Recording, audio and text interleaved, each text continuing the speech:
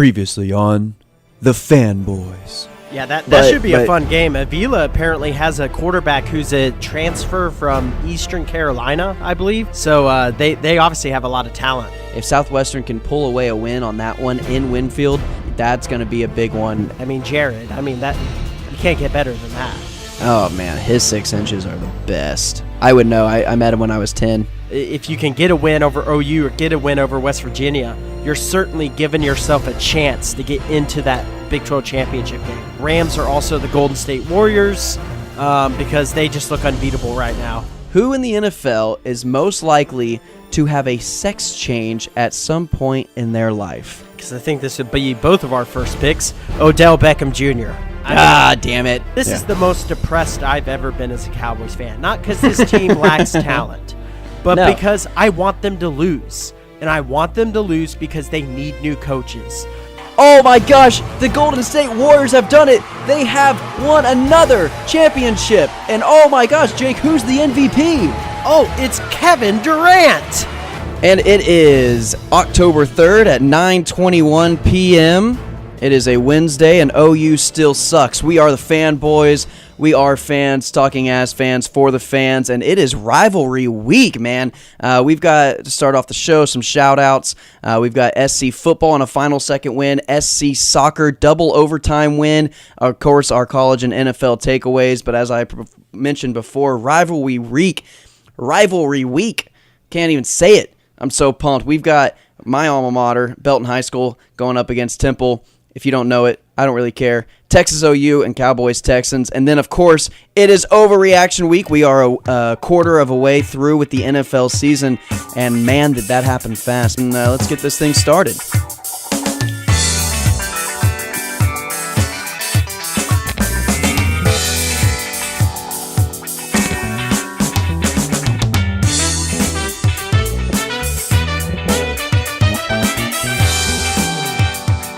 We've got a shout-out from Garrett Chapman. Garrett, thank you very much for, hold on, I got to get my phone, sorry. He had actually contributed, Jake, to our sex change segment. He said that he had a sex change. And what was it? Oh, I got it. I had to bring up the text message. Jim Bob Cooter for the Lions. just for the name, just for name's sake. He said, he was like, man, He was like, I'm so upset that no one said Jim Bob Cooter. Oh man, that's a good point by Garrett. We completely missed that one. I mean, just the name alone. That's the only reason I like when the Cowboys play the Lions is because I get to hear the commentators not just say Cooter. No, they make sure to go Jim Bob Cooter every time they say his name. You can't say Coach Cooter. No. I mean, I guess you could, that but it's pretty funny. It's still pretty good. But I mean, Jim Bob Cooter is great. But yeah, so Garrett Chapman, thanks for tuning in, thanks for listening, and thanks for your input. We appreciate it. I would love for him to get a Gatorade shower. He'd be a wet Cooter. Oh my God. Yeah. Well, Jake, let's get into a little bit of SC football. We also have some SC soccer. 2 huge wins, crazy outcomes too of how these games happen. SC football beat Avila, the number 1 team in the KCAC going into the week, receiving national votes, and they beat them on a 51-yard last-second field goal. What an impressive game, and that had to have been a fun atmosphere to be a part of. Oh, no, definitely. I saw some of the Snapchats. I was actually able to watch the game as well, or most of it. I missed some of the first quarter. I tuned in. It was 21-zip Avila, and I was like, oh, well, that ended quickly. That happened fast. And then I looked back a little bit later. It was 28-14. I was like, okay, now you have my attention. And then they tied it up before halftime, and then the second half was a lot, a little bit slower as far as scoring-wise. But that's a huge win. I mean, that's a game that I think – after these last few weeks, most realistic fans had down as a loss. To go out there and pull off that upset on your home field, that's a huge deal against a team who's in their first year of the KCAC and has really been dominating so far. I mean, Southwestern still got a long way to go with teams like K-Dub and Tabor and all of that, but that's a Right. huge confidence builder, and especially to fight back after falling down 21-0 in the first quarter. That's just huge for this team, because this is a team who typically it got off to a good start. Then Right, I was slowed just down. about to say that. Yeah, I was just about to say that, Jake. And I also wanted to point out, I didn't mean to cut you off, but the last 2 games, Bethany scored 52 points against Avila. The final score was Southwestern 51, Avila 49. Jake, did you ever think in your lifetime you'd see Southwestern scoring and averaging up to 50 points a game? Unless they played against Winfield High School, no. Yeah, I mean it was legitimately that bad. It was hoping for 51 yards in a game. Total yards in a game. Yeah, it was, and that wasn't that distant in the past. It really was not that long ago. We were hoping for 50 yards and a half or 50 yards in a game. Nonetheless, 51 points. So it completely turned around the program has Coach Griffin. Yeah, I mean, big props to the whole coaching staff. That's a group Yeah. effort right there. From top to bottom. I know a lot of people, even including myself, weren't really Brad Griffin believers.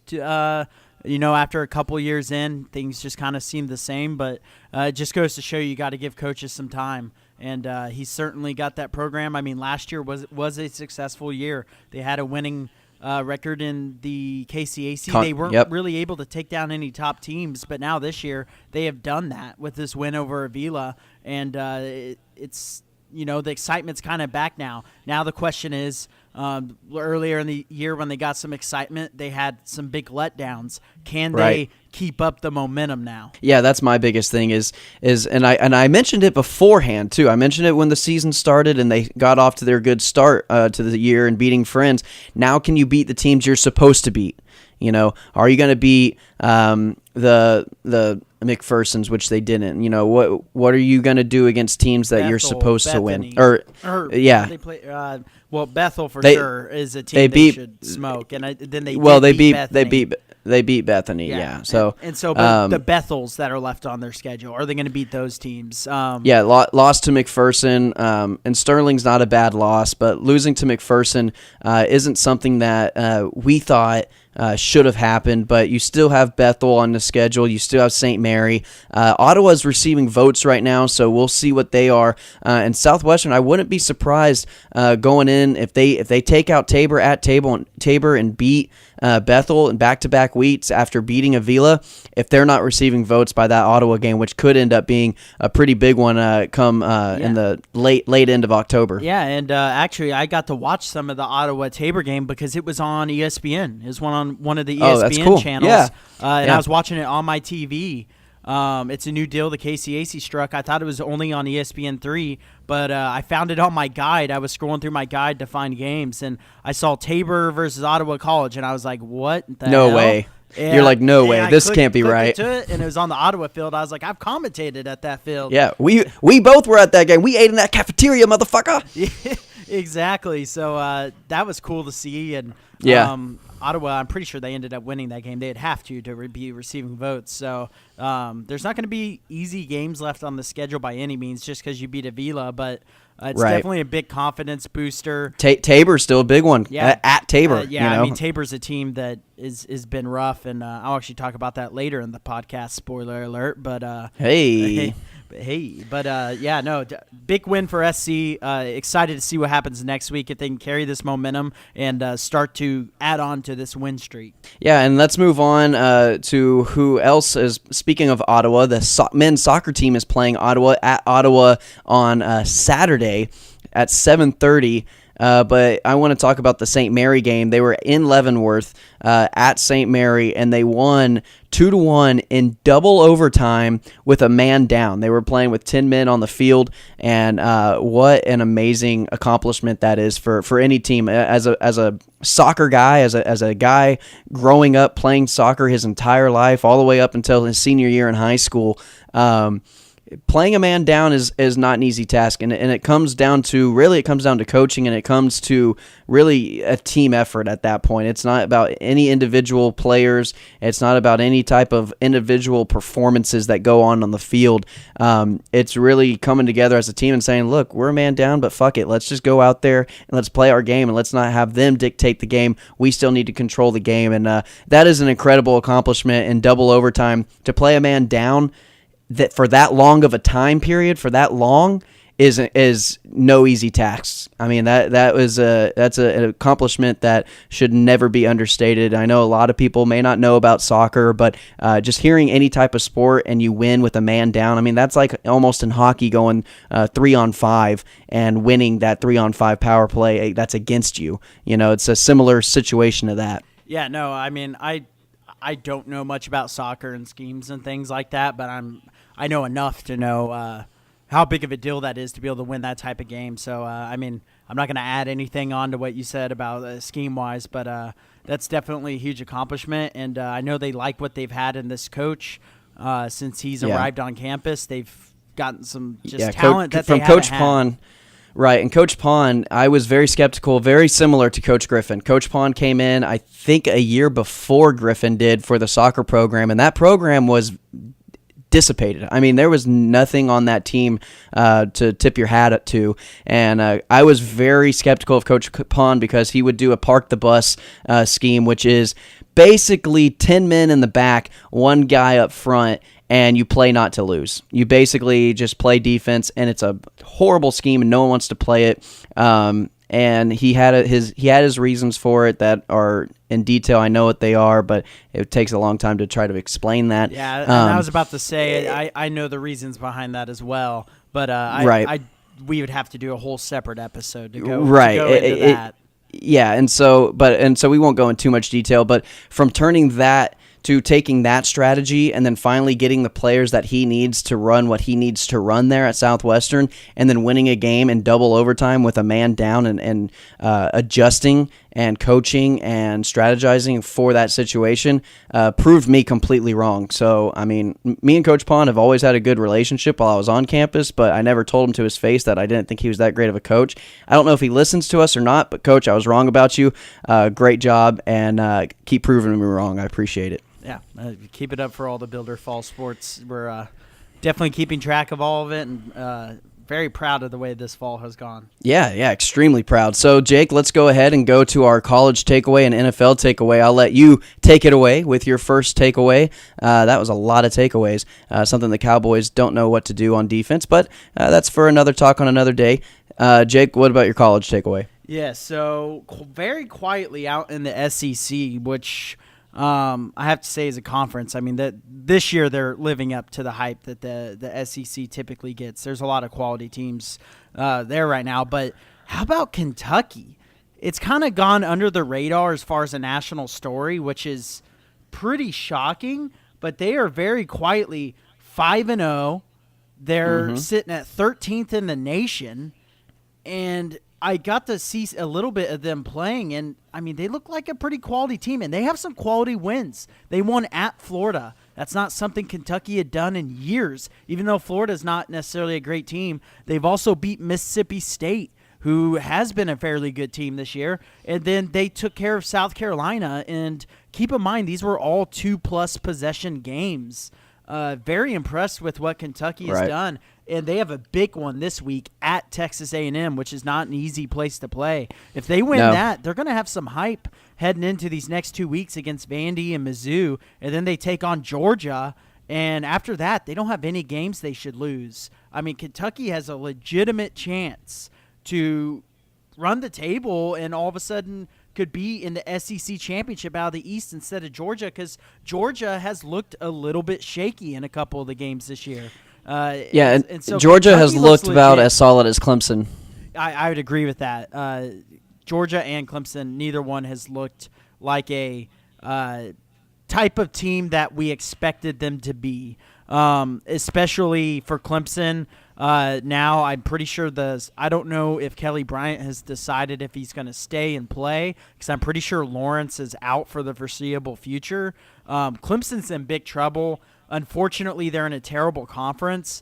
But honestly, I think unless we see a big change in Clemson's play, they shouldn't make the playoffs, even if they're undefeated. Yeah, and like you said, it's their conference that hurts them so much, because when you struggle to win in a conference that bad, what I think is going to happen, it's going to be the Florida State effect with Jameis Winston. Not the year he won the national championship, but the year they went undefeated in the regular season and then got completely train wrecked. Just blown out woodshed award to Oregon in the Rose Bowl with Mariota, the two Heisman Trophy winners of the last 2 years, and just got destroyed. I think that could be Clemson's future if they win the ACC.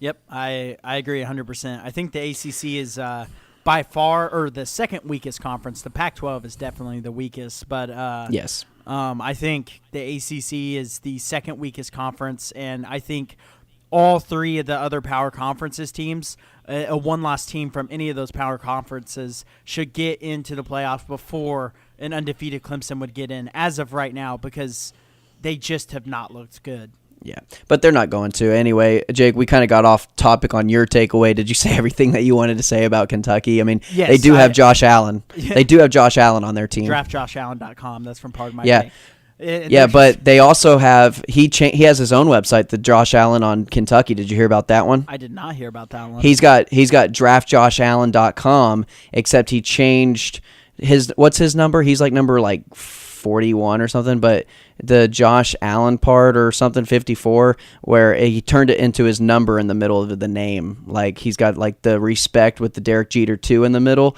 but it's Draft Josh Allen with his number in the middle. Generation X or Z or whatever they are. Yeah. That's, so anyway. Yeah. Anyway, I got in everything I wanted. Yeah. Okay. Side. Yeah. Our side note. Yes, yeah. Exactly. My college takeaway is that it is 9:36 p.m. and OU still sucks. It is Texas OU week. It is Red Rivalry week. It is the Red River Showdown. It is Dallas, Texas State Fair. It is the Cotton Bowl. Oh, I'm so pumped for this game, Jake. This is the one time. You just said it's the Dallas, Texas State Fair. I thought Dallas, it was just Texas the State Texas Fair. No, it is the Texas State Fair. It's in Dallas, yes. And game day is going to be just there. To clarify. And game day has yet to be at a Texas game in the last freaking 10 years since Colt McCoy left, I think. I don't know if they've been to a game since. And so it's going to be extremely fun. I was at the State Fair last weekend, actually. Last Saturday I was there. That was the first time I'd ever been to the State Fair. And Grambling State and Prairie View A&M was playing, and it was popping. I mean, there were so many fans, so I can only imagine if those small schools, FCS schools, are that popular in the area. I can't imagine Texas OU weekend. And with game day being there, it is going to be a madhouse at the State Fair, and I couldn't be more excited. I love it. I haven't been this excited for a Texas OU game in over a decade. In over a decade. I mean, because Texas has a legitimate shot not only to win this game, but if they win this game, they have a legitimate shot to be in the Big 12 championship game. Yes, I think West Virginia is still the best team in the conference, but all you got to do is get in top two. And if you take down OU, you definitely have a shot. I mean, I'm still kind of standing by what I've said. I think this Texas team is going to lose one or two games in the Big 12. But I think they definitely should end up at least third in this conference. They are playing like the third best team in this conference, maybe even the second. Even the second. We're going to see this week. Even if Texas loses, I'm still super excited about this team. When I say I don't think they're going to be in the Big 12 championship, that's not me being down on this team.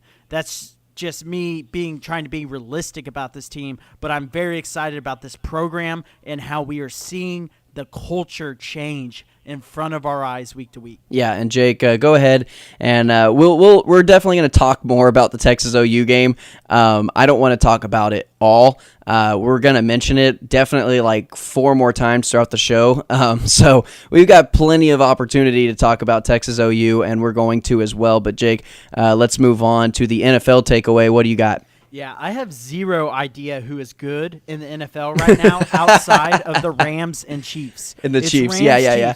And then I couldn't tell you who I think is the third best team. I could tell you who I think is terrible, but after that, I know who's bad. Yeah, we know who's bad. I mean, we know who's really bad for the most part. I mean, there's some teams who technically record-wise look decent, the Dolphins, but are actually trash. But right. I mean, I'm very confused. I mean, this last week of the NFL, some order was restored, but there's also just a lot of confusion. The Colts, who you thought maybe were turning into a decent team, lost to the Texans, and it didn't look like a very good game. And then you had the Browns defense all of a sudden making the greatest Houdini ever and just disappearing and giving up 40-something points to a 1950s offense from John Gruden and somehow finding a way to lose that game. And granted, Baker turned over the ball some, but he still had another good performance for a rookie especially. And so, yeah, I was looking at the NFL, and I was just like, there's no way to do a power rankings right now. Because after the Rams and the Chiefs, there's just such a big drop-off to me. I mean, you would think, Philly would be in there now because of Wentz. Well, they just lost to the Titans. Are the Titans really good? I don't really think so, but I can't say they aren't right now. I mean, no. I'm very perplexed. I have a legitimate question for you, the Jaguars, the other team, you would say would maybe be there. They lost to the Titans. What the hell is going on? But then the Titans lose to Miami, who I don't think Miami's a very good team. Yeah, Miami's they started off 3-0, but they're not good. Like, they're just not. I know they're not. So I have a legitimate question for you, Jake. So with everybody talking as much shit as they talk about the NBA, you know, as power heavy as they are, and, you know, there's only two teams that have a legitimate shot. There's one team that has a legitimate shot of winning the NBA Finals. Stop. No, Jake, hold on. No. I don't think you know where I'm going with this. Is that what the NFL wants? Is that nobody knows what the hell's going on? No one knows who the top team. No one knows. Okay. I thought you were about to take this to is the NFL. No. I may have set it up that way, but is this the better alternative? Would you rather watch the NFL with not knowing who the hell's going to win and what's going to happen and what teams are going to be good and yada yada yada, or would you already want to see the NBA Finals where you already know it's what two teams it's going to be and you're just ready for that matchup? I mean, the NFL, it's not even close. The NBA is the worst professional sports right now there is. The NHL, I was super excited for opening night tonight, and I watched some of the games earlier when the puck dropped at 7:30. I mean, and the Stars weren't even playing. They play tomorrow. I was super excited for the NHL. I was excited for MLB postseason. Who would have thought the Rockies were going to go into Wrigley and win, especially after going to like 5 different time zones in like 3 days and then going out there and winning in Wrigley. And then in the NFL, who the hell knows what's going to happen next week? I mean, from week to week, you don't know what's going to go on in the NFL.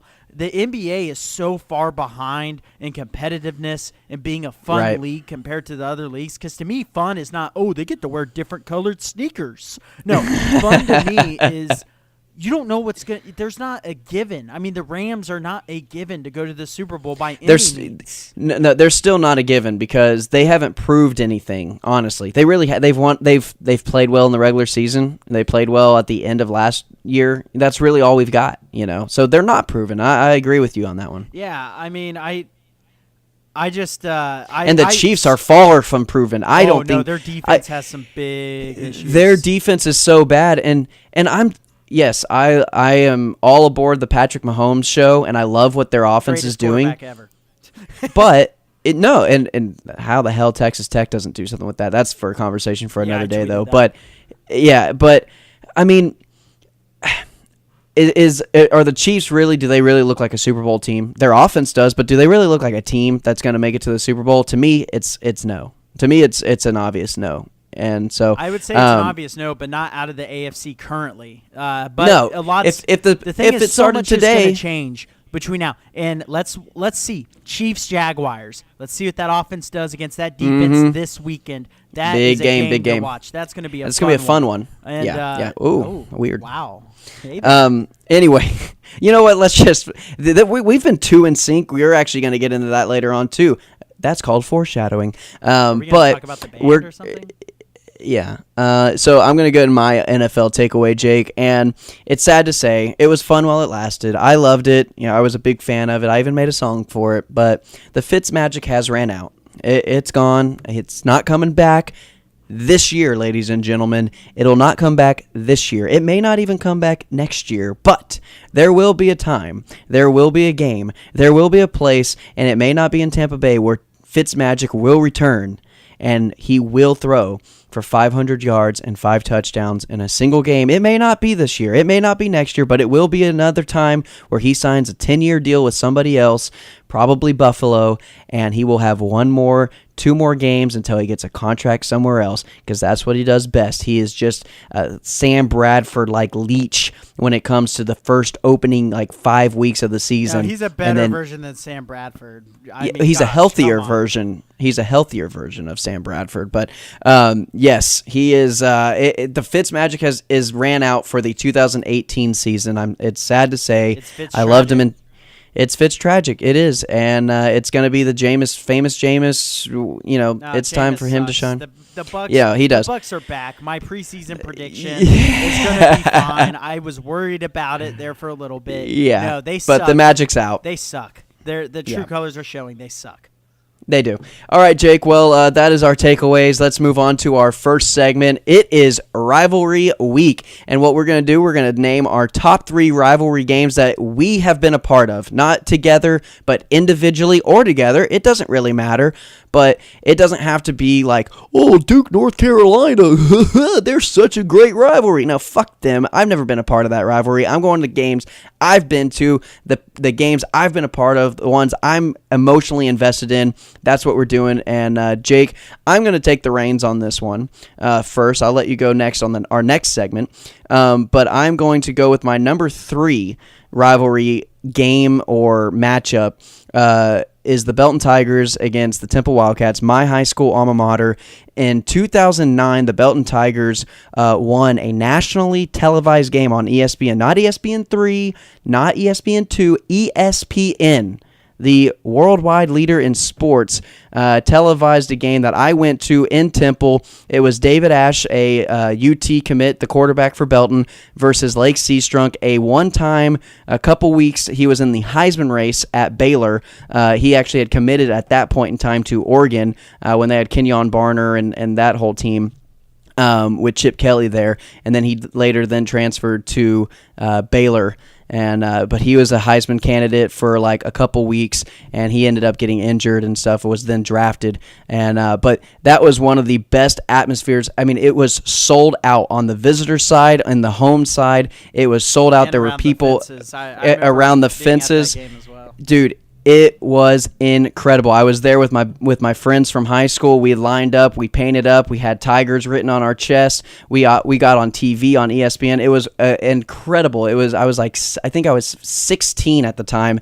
It was such a fun game to watch, and it was a really good game, a really close one. But my Tigers came out on top on that one. So that's my first, not number 1, but that is my first rivalry game that I'm talking about. All right. So for mine, I wasn't at all of them. I was only at one of them, and that's the one I'm about to bring up. My number 3 is Southwestern College, beating the number 3 ranked team in the country at the time, the Tabor Blue Jays, on homecoming. And just to give you an idea of how big of an upset this was, there's certain websites where you can kind of check point spreads for KCAC. They were 50-point underdogs in this game.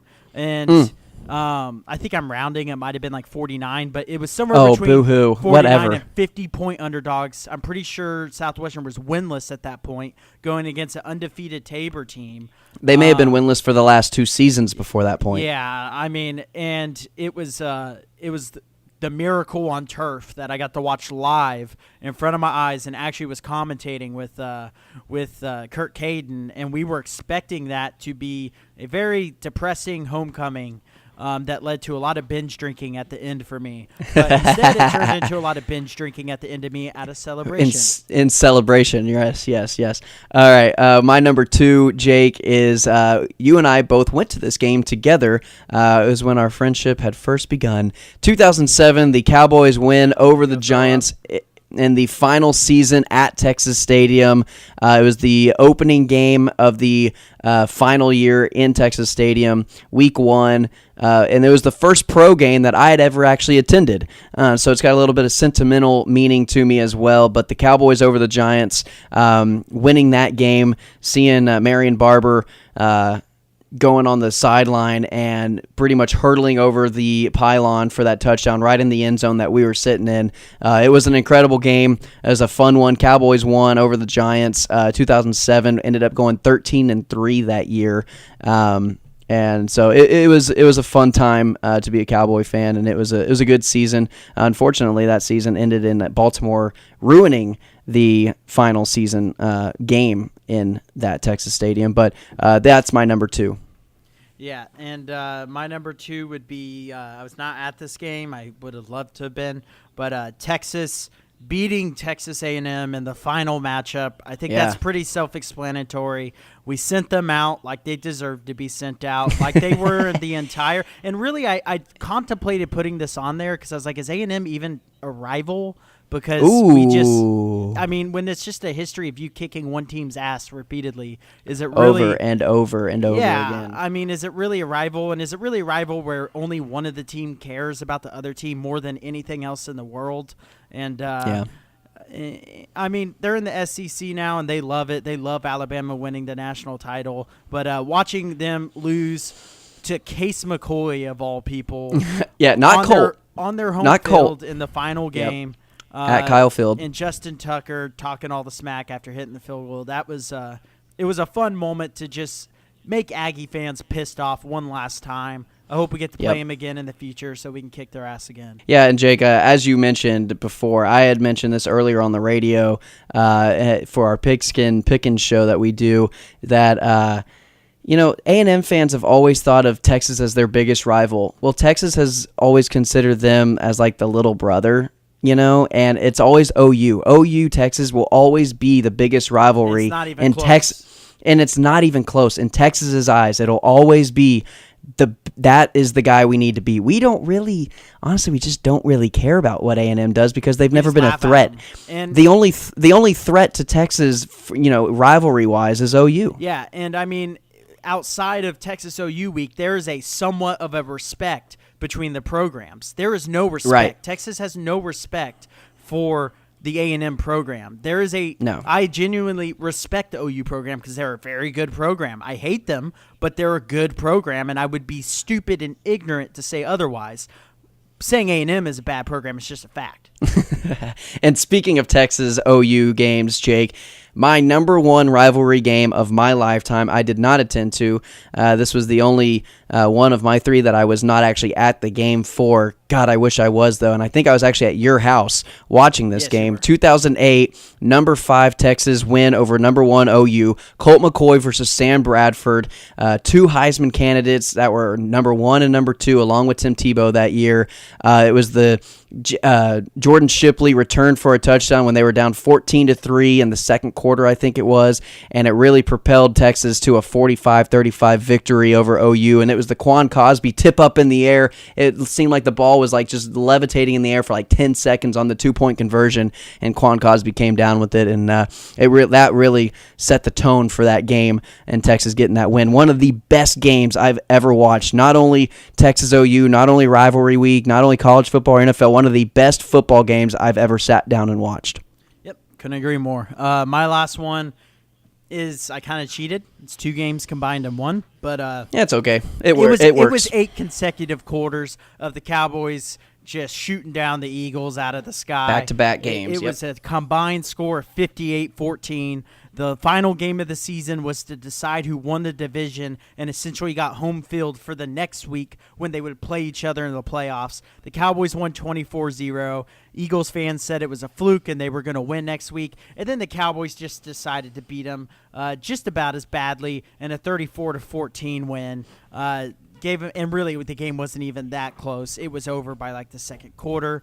They gave him a nice little spanking 2 times in a row to advance in the playoffs. That was a fantastic 2 weeks of my life. One of the best 2 weeks of my life ever. Yeah, and it's Jake, I actually had that on my list as well. I had it. I actually changed it out with the Belton Tiger Temple Wildcat game. List. Spoiler alert for my next one. That's called foreshadowing. All right, and it is foreshadowing. Whoa, hey, foreskin. Anyway, we are also doing. It's quarter away, and we had our overreactions week 1. We're a quarter of a way through the football season, and I'm kind of sad about it. It might be time for soggy sorrows, but not yet. It is overreaction week, quarterly, I guess quarterly taxes, quarterly, what do you want to call it? While we're Anyway, recording so our podcast. yeah. So quarter progress reports for overreaction week for the NFL season, or just anything. I guess it could be whatever it is. But Jake, I'm gonna let you go first. Yeah, so my first one on overreacting, and this has nothing to do with the NFL. This has to do with the fact that Tanner is a psychic and literally took all of my overreactions whenever I went into our little Google Doc that we used and saw that my 3 that I had in my mind were the 3 that he had down.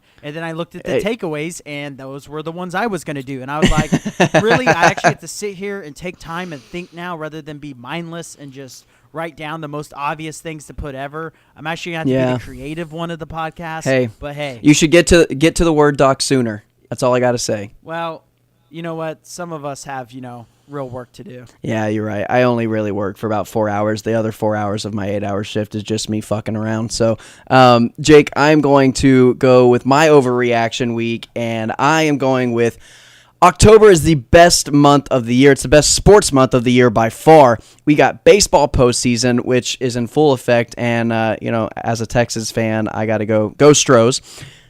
Good football schedule. We're into the thick of the football schedule. You kind of know which teams are in, which teams are legit, which ones are contenders, which ones are pretenders, which ones are frauds. We got conference games in college. We got district games in high school. And we've got, divisional games, conference games, big-time games in the NFL, as always. And NBA, NHL preseason has started, and NHL regular season actually, what is it called? Tip-off? What is it called, Jake? Is it puck drop, if you will. Puck drop? Okay. Puck drop. That is the term. The puck drop season has begun for the NHL, and so it's just a fun time to be alive. It's fun. If you don't have anything to watch, you're just not trying, because there's something out there for you to watch, my friend. No, and there's I something. would encourage people to. I jumped on the NHL. I've always enjoyed hockey. I jumped on the NHL train last year. I watched almost every single postseason game. I kind of fell in love with the NHL. I think I went to 9 Stars games live. I will talk about hockey here and there on here. I don't really care if you don't watch it. That's if okay. you want to know what I'm talking about, watch it, because I love the NHL and I'm going to talk about it. Right on. All right, Jake, go for your second overreaction. Yeah, so this one I'm going to kind of run off your point. This week is the best week ever because it's the start of October football, which is a great schedule of games for the NFL and for college. It's rivalry week. The NHL regular season started tonight. The Stars start tomorrow night. And then the MLB postseason started last night with a pretty shocking win with Colorado Rockies winning in Wrigley. I mean, if you're not watching sports every night, I don't know what you're doing. I watched Deadpool 2 tonight. It's because you have a life, well, then you know what? Screw you, because I have a life too, and it's watching sports every single night right now. I watched some hockey today. I watched the postseason game last night. I would turn it to the postseason game going on right now after this podcast is over, but the Yankees are destroying the A's, so I'm not going to do that. Yeah. Well, everybody wanted to see Yankees Red Sox. That's what everybody wanted to see. I can't really argue with that. I just can't. No, it's going to be a fun series. It doesn't really matter. I don't really care either way. I don't really like the Yankees. As long as the Astros win and play whoever wins that series. Right. I'd want the Yankees to win so the Astros could have home field. I guess that is the best way to look at that. But either way, the Yankees Red Sox series is going to be phenomenal. And Jake, I wanted to kind of touch base is, do you like the one game thing? Do you like the one game wild card, or do you want it to be maybe a best of 3 series? So I was actually talking to my dad about this earlier, and I kind of used to follow the lines of I hated the one game series. Shout out Scott Jimerson. Yes. I'm not going to go there. Gay. But it's a one. At first I hated the 1-game series, but after really thinking it through and watching that Cubs-Rockies game, I was like, you know what? If you don't want to be in a 1-game series, don't get in the wild card. It makes it more fun as a viewer to watch that first wild card game and to kind of get into postseason spirit with the 1-game series. What I absolutely hate, is that baseball is so stupid with their scheduling and the fact that their two leagues have different rule sets, which is another story. But the fact that Colorado had to go to like 3 different time zones 3 nights in a row, you shouldn't be playing a regular season game then playing a postseason game the next day. Should be a few days in between at least. And then what I also get a break. Hate is why is the divisional round, when you play 160-some games, a best of 5? Why is it not just a best of 7? That's always been it should be a 1-round wild card. I can get on board with that. But the fact that they then do a best of 5 games, then do a best of 7, and then do a best of 7 again in the World Series is so stupid to me. Just do a best of 7. You don't have 195,000 games in the regular season to have a divisional round be decided in essentially what could be a matter of 3 games. I hate that. Right. Yeah. No, and we've seen it before. Games at noon on a fucking Friday. on Tuesday they'll have a fucking game at like 12 o'clock. And I'm like, well, what the hell? The Astros play Friday, they play at 1 o'clock. They play at 1 o'clock, and I'm pissed because by the time I get home, that game's going to probably be over. And I'm like, why can't I watch the team I like play in the postseason? As a fan, I am being denied the right to watch the team that I root for. And that's why the MLB's ratings suck so bad sometimes, because they're just stupid. They're so stupid. No, it's bad. It's bad, Jake, and I'm with you, and I kind of don't mind. I'm kind of with you on the 1-game thing. It does put pressure on you, and hey, it is a playoff game. It's win or go home. You don't win your division. Yeah, and if you right, I agree with it. I wouldn't mind there being a 3-game series or 3-game, best of 3, first 1 to 2 wins. But what I was going to jump on board with a home game, I could agree with that. Right. Yeah, exactly. And so what I was going to say, Jake, also is when you were talking about how it goes to a game of best of 5 game series. We've seen in baseball, it's happened multiple times. It's not like basketball where you see a 3-0 lead. And they've come back from that. I mean, that has happened. In recent history, that has happened where you come back from a 3-0 lead and win the series. Yeah. And so, give them a chance to do that. Really doesn't happen. It's happened in the NHL. Right. It's happened in the MLB. I mean, the NHL, which is a much more brutal sport than Major League Baseball is, and those guys are a lot more tough than baseball guys, but that they have a best of 7 series all the way from the start, and more teams make the playoffs. I mean, the Stanley Cup playoffs is a sight to behold for an entire month, essentially, because it is just a grueling grind for the teams, but they love it. And for the MLB to set their postseason the way they have is a joke to me. And then in the World Series, you got to worry about when your National League team going to American League team, whether your pitcher's batting or not. It's just, their different rules are dumb, and I really hate the way they have their playoffs set up. There are definitely flaws in baseball. They try to make you not be able to enjoy baseball the one time of the year I enjoy baseball. The fact I can't only watch it in October Friday pisses me off so much. Yeah, this is the only time I ever watch baseball. I only watch baseball in October. I can't even fucking watch my team play on Friday because they scheduled them at 1 o'clock on a Friday. All right, Jake. Well, I am going to move forward. That was talking baseball, and that's probably all the baseball we will be talking about for the remainder of the show. Out of my system. I appreciate it. Well, I'm going to go to, and it is overreaction week, so we might be overreacting just a little bit, but my overreaction is in the NFL. Pat Mahomes is the MVP. He's the best player to ever play, and why they didn't play him last year is the most idiotic move on the Chiefs' part, or the smartest move to have him learn for a year. I don't know what it was, but either way, under a guy like Alex Smith helps you. It does. It helps you. Like we've seen, has he turned the ball over once? Not even a fumble, not even an interception. He has yet to turn the ball over, and he's played some pretty decent defenses. And it doesn't really matter if you're in what would be in the NBA, your rookie season, which doesn't make any sense to me, Ben Simmons. But yeah, I just don't understand why this kid cannot be stopped. He has got the best arm right now in the NFL, just pure arm strength. Maybe not arm talent, but arm strength. He can throw across his body about 40 yards on a line. With losing And apparently throw with his left hand. And losing nothing on the speed of the ball. That thing is on a rope, dude, across the field, and it is dead point accurate, right between the numbers of whoever he's throwing it to. And I think he's the only guy who could overthrow Tyreek Hill in the entire league. I think he's the only quarterback that could actually overthrow Tyreek Hill. Yeah, I can't disagree with you. He's been ridiculous, and to do what he did against the Broncos in Mile High, if you weren't sold before, you're sold now. Sure as hell should be now. And so, I'm not going to touch any more on that. Mahomes has been phenomenal. If he keeps even somewhat this pace up, he will be the MVP. Yeah, Jake, go ahead and talk about your last overreaction. So my last overreaction is the Rams and Bears are going to rule the NFC for the foreseeable future as of right now. You know what Mitch Trubisky should have said after that game to all the people who have been doubting him? Should have been like, Mitch, please.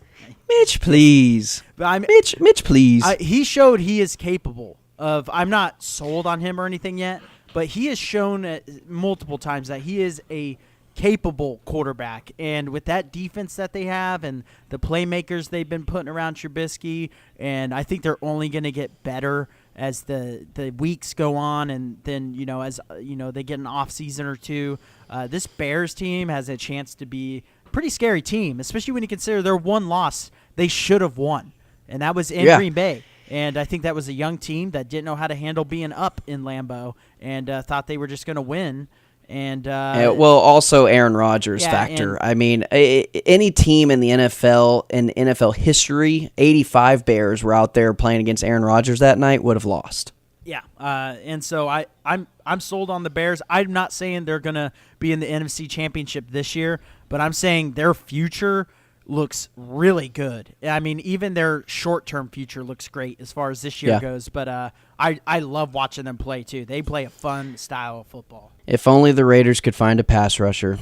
Disappointing. Oh, when John Gruden says that, I just want to shake him. I just want to shake him and be like, you dumbass, you had him.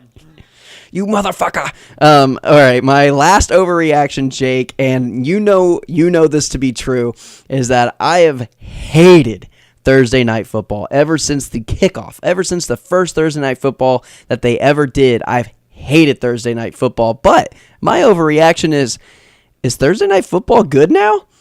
Did it all of a sudden just get good? Yes. The last two games, the best games of the NFL this season, literally the best two games, maybe the Chiefs-Broncos game on Monday night, maybe, and Packers-Bears, and that was what, Sunday night or Monday night? I think Sunday. It was Sunday night. It was Sunday because they do the doubleheader Monday night thing on the first week. Thursday Night Football, Jets, Browns, and with the Baker Mayfield show, and then literally the best offensive game I've ever seen, almost at any level, just pure offensive, execution and skill and, fundamentals of the game.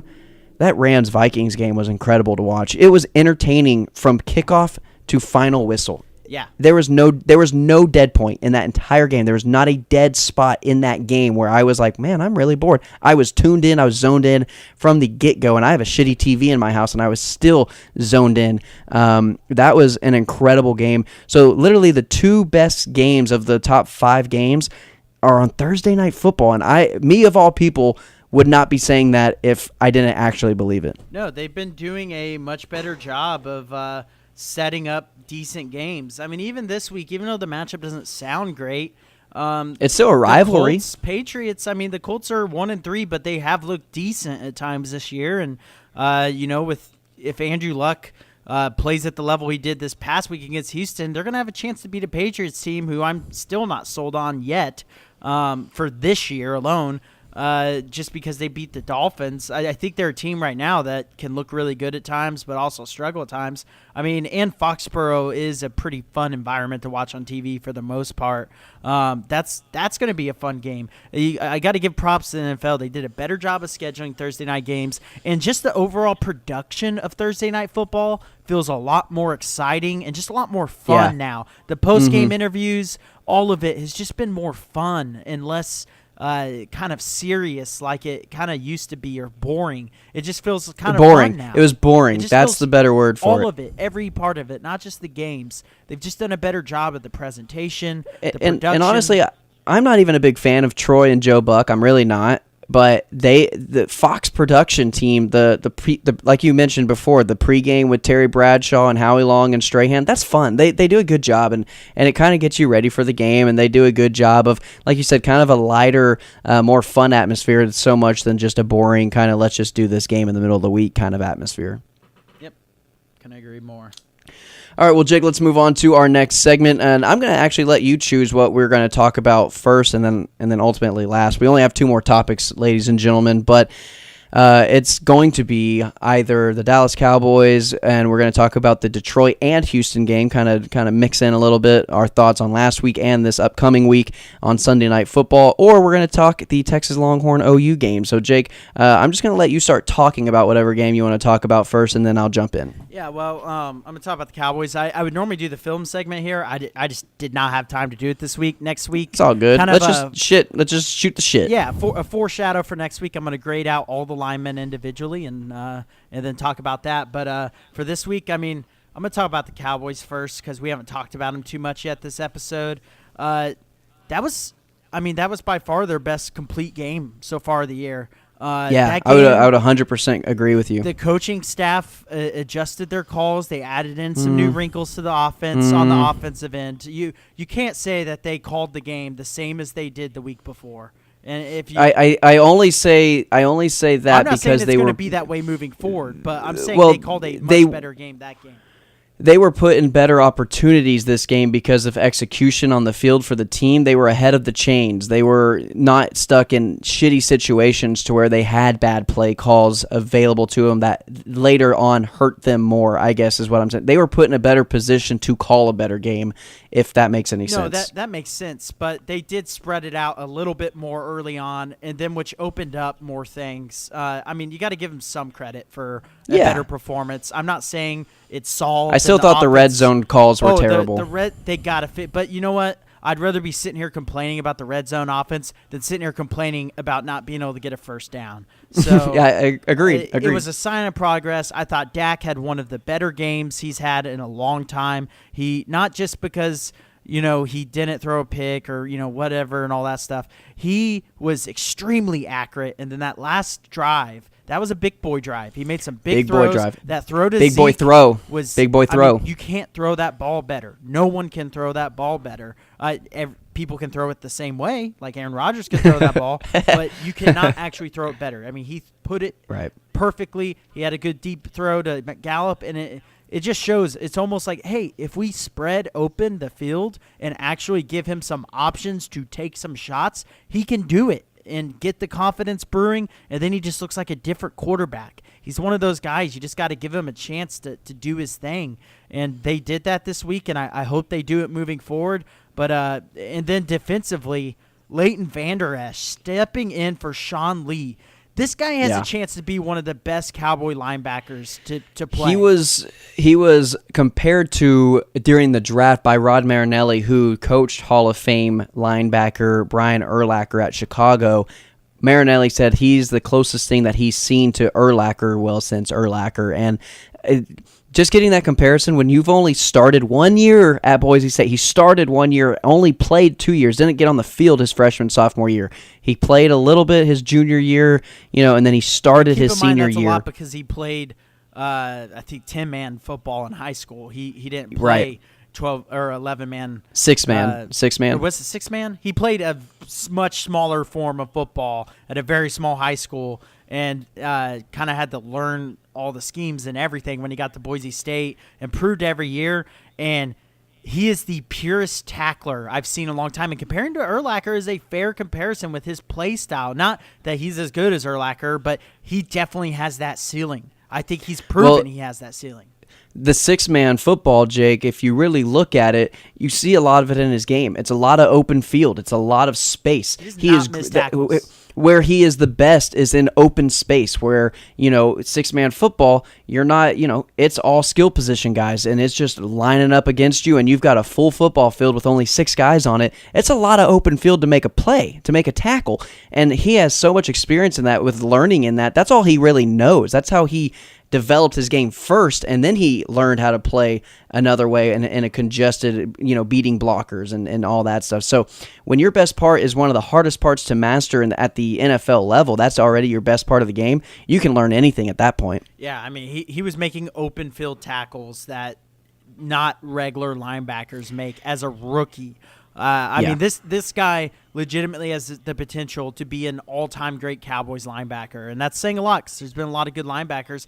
And I think even when Sean Lee comes back, you got to find ways to keep this guy on the field as much as possible. He's going to make plays. He's not going to miss tackles, and he's pretty good in coverage as well. I am super excited about our first 3 picks have all shown some flashes of being really good. Connor Williams has gotten better every week. And I thought the offensive line as a whole, just from what I got to watch, I haven't watched any film, but watching it live, the offense, I always pay attention to it because I'm an O-line guy. I thought that was by far their best game of the year, all the way across. I thought they played good at every level.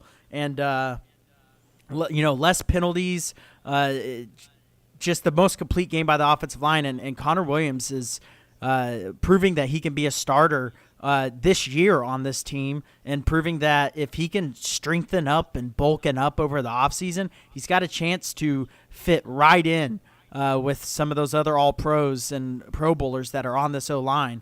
And that was the second-round pick. And then third-round pick, Michael Gallup, has showed up in training camp, was really good. And then when his number's been called in the season, he's had 1 mistake so far. Other than that, he's been pretty sure-handed. And people gave him so much shit about that. Which is so and it's stupid.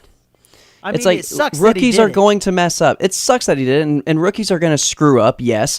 And the thing is, Jake, is we are the Cowboys, and this is not an understatement. This is an actual fact. The youngest team in the NFL. If you think this team is going to play consistent week in and week out and mistake-free football, it's not going to happen. You're naive and you're stupid, and you're thinking that we're the Patriots or the Indianapolis Colts with Peyton Manning, that we're this experienced juggernaut. That's not going to happen. We are the youngest team, and none of these guys, with the exception of the offensive line, 3 offensive linemen, 3 offensive linemen, the quarterback, the running back, and the slot receiver those are the only guys on the offense that have actually played together for a year. The other guys are all new. The other guys are still learning how to work this system. And as the season goes on, expect the Cowboys to get more kind of in tune with each other and more kind of working together in a better way. Jake, there's 2 points I wanted to point out that I didn't get to. On the offensive side of the ball are 2 wins for the Dallas Cowboys. What were maybe not the first play of the game, but it was early in the first possession of the game, what 2 plays, or what 1 play really worked out that really helped the offense move on for the remainder of the game? I want to say the RPO. Where they do a quick read and then hit something over the middle. It's been a first down in each of those games. Deep ball. And then the deep ball is the answer. The deep ball was Tavon Austin. my other answer. So Tavon Austin against the Giants, first possession, I don't know if that was the first play, but the first play against the Detroit Lions was a rollout play-action pass to Swaim for 33 yards down the sideline. And don't forget about the deep ball to Gallup as well. And then the deep ball to Gallup in the first quarter. That in itself will make the defense, just getting those 1 or 2 plays early in the game will make the defense respect it for the remainder of the game, because they're not going to get beat again. They're just not going to take that chance. If you never do it, they're never going to respect it. And then that opened up the best performance I've ever seen by Ezekiel Elliott. He went from probably his worst performance, while still getting a lot of yards, against Seattle, to literally the best football I've ever seen maybe even a play as a Dallas Cowboy. I mean, his complete game was phenomenal. And I have one more thing to say, and I hope you know where I'm going with this, but the noise, cha-ching, cha-ching, cha-ching, that's going to be DeMarcus Lawrence's bank account after this season. And he deserves it, and I think the Cowboys are going to pay him. They want him. Not only is he a monster on the field, he has completely turned himself into a leader on the team, and a guy the hot boys, people look up to. And if you just hear him in interviews, he's exactly who you want on your team. He's the type of personality, the type of human being that you want on your football team. And I want the Cowboys to pay him. I think the Cowboys will pay him. I don't think it's a matter of if. I just think it's a matter of when. And I think he'll get what he deserves, and he's going to be a good Cowboy moving forward. He's proven he can do this consistently, and I agree with you. And kind of on the point of Zeke, that's what we got to do with Zeke. That wheel route on the basically last play of the game that sealed the win, other than the Brett Maher kick, which shout out Brett Maher. He is. Yeah, I wanted to kind of give him. Yeah, he missed his first kick and hasn't missed since. And drilled a 50-yarder, hasn't all been 30s. Yep. And Dan Bailey has looked a little bit shaky. He's been making them, but they've been all short field goals, and he should have missed one. That his first one banked in. His very first kick banked in. So I kind of gave him some flack when it happened, but. So far, so good for Brett Maher. And the one kick he missed, you can't even get that mad about. It was like a 46-yarder on the road in Carolina, crappy field weather. Conditions. Yeah, field conditions. There we go. That's the word I was looking for. And then also Jeff Swaim. How about him? He really showed up against the Lions, and that's what we need from him. Blocking-wise. His blocking has been big, and then he caught his first touchdown. And had that first play of the game. That 33-yard play, he had like 50 yards receiving. And then with the way he consistently is able to seal the edge with blocks, Jeff Swaim has a chance to solidify himself as what this team needs at tight end. You're not going to get Jason Witten again. It's just not going to happen. No. But if Jeff Swaim can be what he was there, he's got a chance to really fill a big role for this offense moving forward the rest of this year. And Jake, I also wanted to point out, and we might be able to end our Cowboy talk on this one, but this NFL rule, I didn't really even know it existed until Ezekiel Elliott fumbled on the goal line in the fourth quarter and Jarwin picked it up for a touchdown. I had no idea that if you fumble it, it's only on fourth down. Sorry, not fourth quarter, fourth down. That only the guy on the offense running the ball can pick it up and actually and move the ball forward. Do you know why? I don't know why. So, and it makes sense because they made this rule whenever teams figured out that, hey, it's fourth down. If you're not going to get it, just fumble it forward, and if we recover it, if someone else recovers it. So they would teams were starting to design plays where to fumble. You're catching it short of the first down, but there's a guy set up, and you're just going to, whoops, I dropped it forward straight into the hands of someone else. So that's something some people gave flack on the NFL for, and I'm like, if you actually look at the reasoning behind the rule was made, it makes perfect sense. Okay. Well, I appreciate the explanation because I didn't know what it was, and I was like, really? That's real? I mean, it didn't hurt the Cowboys because they scored on the next play, but it's like, really? Like, what? So only the guy? Yeah, okay, but that makes sense. Okay. But overall, the Cowboys played great against Detroit, and I against Houston, I really think that if the game in the trenches is won by the Cowboys, then the Cowboys win the game. I think the entire game hinges on defensive line, offensive line for both teams, for both Houston and Dallas, and I think that is definitely the key to this game. If Jadeveon Clowney and J.J. Watt own this game and they just beat this Cowboy offensive line, this offense will not function. It will not go at all. I mean, we'll go back to the Dak Prescott having 98 yards total passing and Zeke Elliott maybe getting 50 yards rushing if their defensive line dominates the Cowboys offensive line. And on the other side of the Cowboys defensive line destroys and gets pressure on Watson, and DeMarcus Lawrence is getting 2 or 3 sacks, and Jalen Smith is getting pressure like he was against Stafford, and Gregory's coming from the outside, and Crawford's coming in from the inside,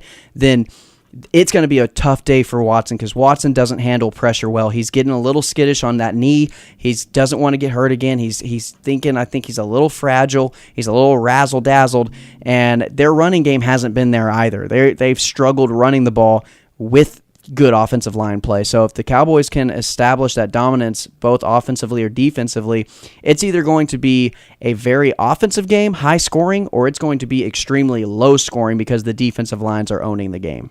Yeah, no, I agree. If the Cowboys win the battle up front, I think they should win by a couple possessions, but it should be pretty easily done because I don't think this Texans team is very good except for that front seven kind of scares me a little bit. Yeah, no, their front, I mean, to me, the Cowboys winning the battle up front on the offensive end is just limiting the amount of pressure. You're not going to hold off J.J. Watt and Jadeveon Clowney from getting pressure on Dak Prescott throughout the game. If people get mad that Tyron Smith gets beat by J.J. Watt in a play, they're stupid. J.J. Watt, Jadeveon Clowney, they're going to get some pressure. The question is, can you minimalize it, and can you get 3-4 drives, 5 drives or whatever, where you don't get pressure and you can get those into scoring drives, and get some touchdowns out of it. You're not going to – there's going to be possessions that are killed by a holding call because you're going against J.J. Watt. There's going to be possessions where it gets killed by a sack. It's going to happen against that team. But can you string enough possessions in the game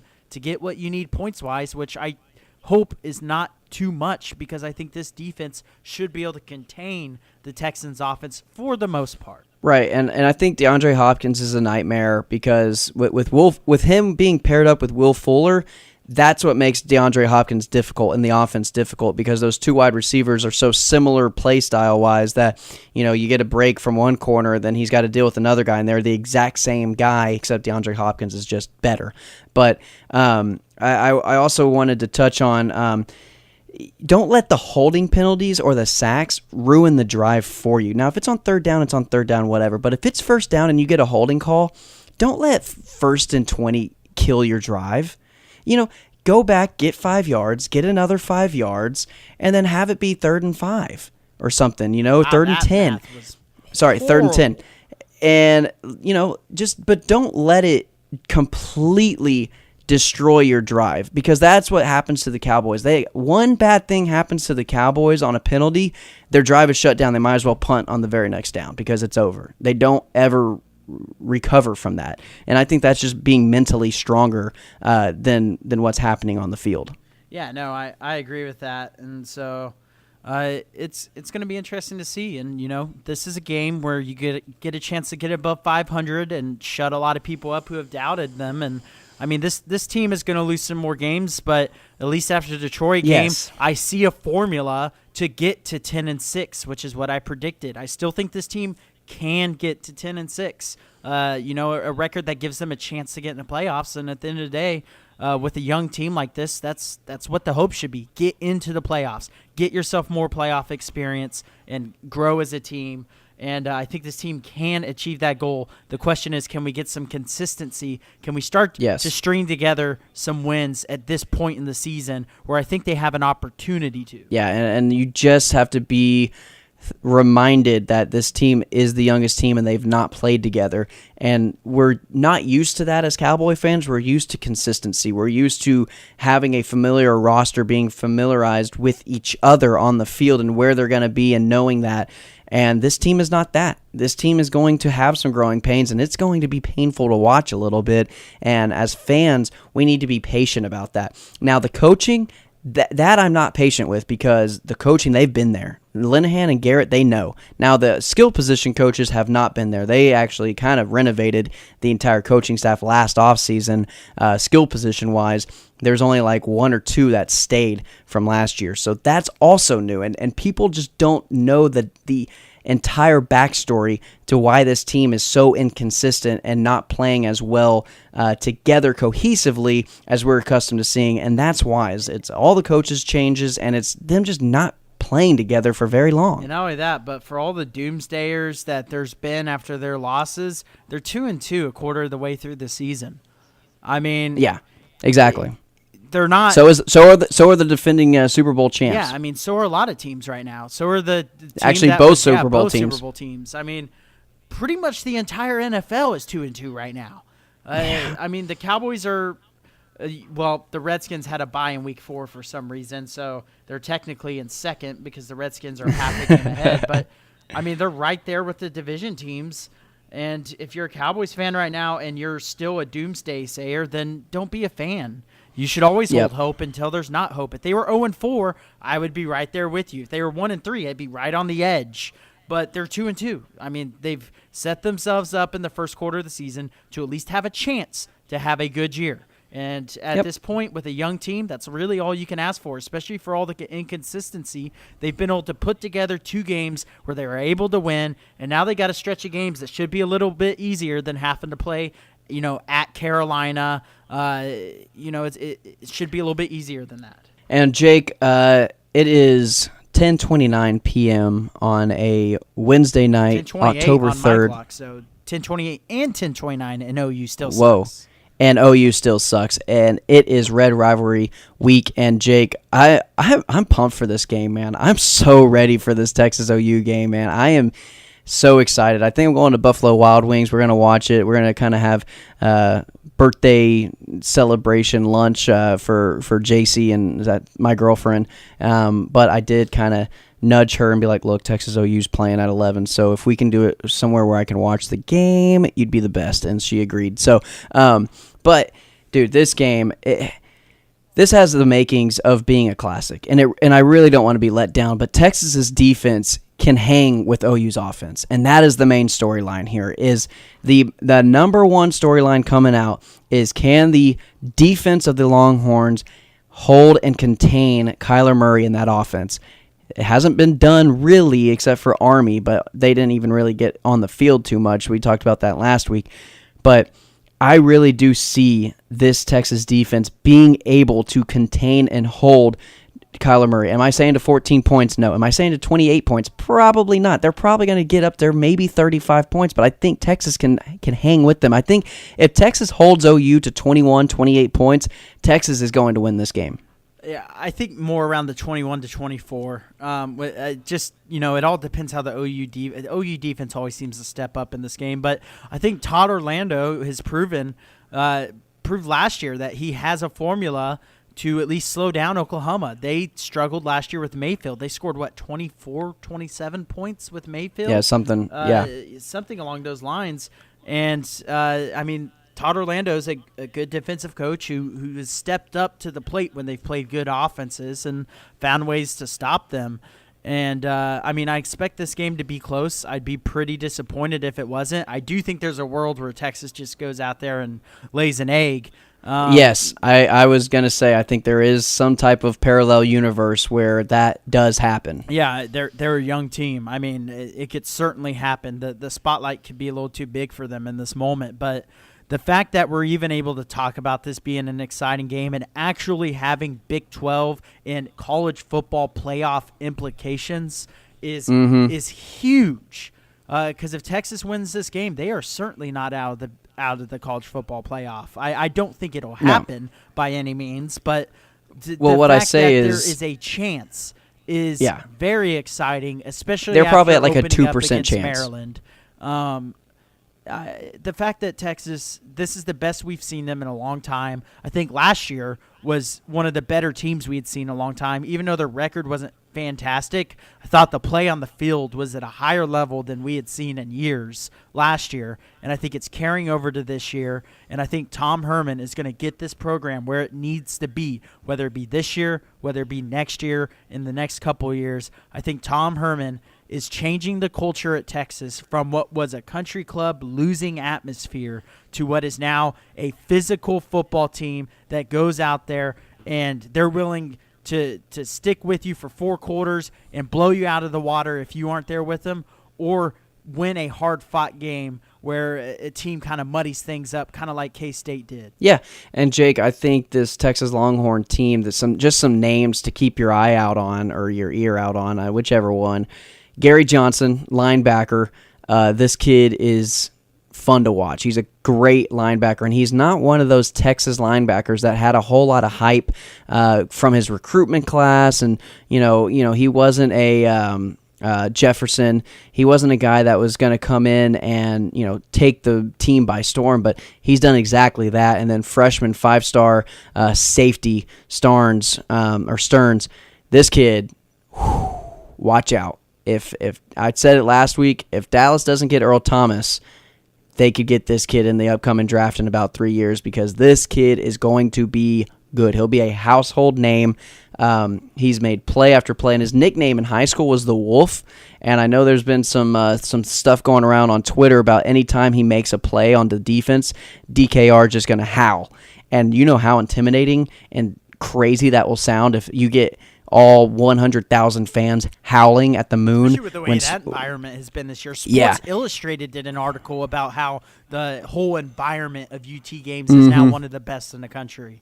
Yeah, and so that would be chills, just chills. And so, but yeah, this Texas OU game is going to be fun. Another name to kind of point you towards, I think Brecken Hager, it's time for him to have a breakout game. I still think he's a good player. I know there's some people who are down on him, but that's just the life of being in that position. If you're not making huge plays, you're not standing out. He's a guy who bleeds Texas. He bleeds burnt orange. He bleeds hating OU. He has long hair, and he hates his long hair, but he has it there because when he was committed to Texas, he said, I'm not cutting it till we win a Big 12 championship. I think he's going to be determined. I'm looking for Brecken Hager to have 2 or 3 sacks this game. Okay. Yeah, and then on the offensive side of the ball, Colin Johnson, he may not be a household name, but there might be some people that are looking at him, because he should probably be on the Biletnikoff Award watch for best wide receiver in the nation. Colin Johnson has a Calvin Johnson type body, and they literally compare him to Calvin Johnson body type wise. Maybe not skill wise. He's not as fast, doesn't run as well as routes, but just pure size and potential, the key word there. Colin Johnson could be a big time name going into the future, not only this season but at the next level. Yeah, and then of course Sam Ellinger. I've been really impressed with his play. He's just getting better and better. Is there a black horse? Is there a black horse that you think could have an MVP kind of game that no one's really keeping their eye out on? Yes, there is. Keontae Ingram. There we go. I said black horse. I want to say dark horse, so I'm not accused of being a racist. Yeah. All right there. Dark horse. Yeah, I'm going to stop this before we get kicked off of YouTube. Yeah, no kidding. Yeah. No kidding. So, I think Keontae Ingram, the freshman running back, I'd look for him to have a 100-plus yard game. I think he has a chance to solidify him. He's had a lot of hype. He played through an injury last week and still had a really good game. I think Keontae, I think he has a chance to be the next great Texas running back. He's a big recruit coming out of high school. He's lived up to the hype so far, and I think this is a game where guys like him, Sam Ellinger, and Colin Johnson, it could be a trio of guys who really make a name for themselves, but it's all going to depend on how that offensive line holds up. We can't forget they struggled early in this year. They look like the weakness of the team. The return of Zach Shackelford certainly is helping, but this offensive line needs to keep the level of play they've been at the last couple weeks. Even though they were quiet in the second half, I still thought the offense looked competent. They just weren't able to score, but they definitely weren't just three and out turnover. They were moving the ball. They just stalled out, and this offensive line needs to have a big game. They need to give Ellinger time. They need to be able to run the ball. If they can't run the ball, they're not going to win the game. They got to be able to expose this OU defense at times, and I'm excited about it. I temper my excitement somewhat as far as Texas winning. I'm going to do that because I'm scarred for years and years and years. But I am super excited just for the hype of the game, waking up early, college game day. I'm going to order some wings. I'm going to watch game day. I'm not going to move, and I am just going to sit there, engulf it all, get ready for the excitement, and then when kickoff happens, whatever happens, happens. Either way, at the end of the game, I stand by. I like Tom Herman. I like what he's doing, and I like this program, and I like where they're going. Yeah, my dark horse, Jake, to kind of get back on that, I'm going to go with someone that I have not particularly enjoyed his career there at the Longhorns, but I think he's set up and he deserves a big game and against a big opponent like OU because he has done his time as a Texas Longhorn. I'll go with senior cornerback Chris Boyd. And I'm gonna count him in for an interception and a fumble recovery in this game as well. And I'm not gonna say any house calls, but if it happens, it happens. But I think Chris Boyd is going to be who has had a good season. He's had a really, really good season up to this point. The TCU game he played phenomenal in. And but yeah, Chris Boyd was someone who I have been extremely critical of his entire career at Texas. I think he's finally getting it to put together and being able to do all the things a pro cornerback needs to do at this level because he is supposed to be a top 3, maybe even a top 2 round guy at the next level. And so I'm going to go Chris Boyd with a big game for the biggest game of his senior year up to this point, and could be for the remainder of the season. You know, these guys don't downplay the OU game. Yeah, and I mean, he made a big play against USC. I know he got picked on some against TCU, but he's also going against what many consider top receiver in the country, and he was thrown on an island with him. When that happens, you're going to get beat sometimes.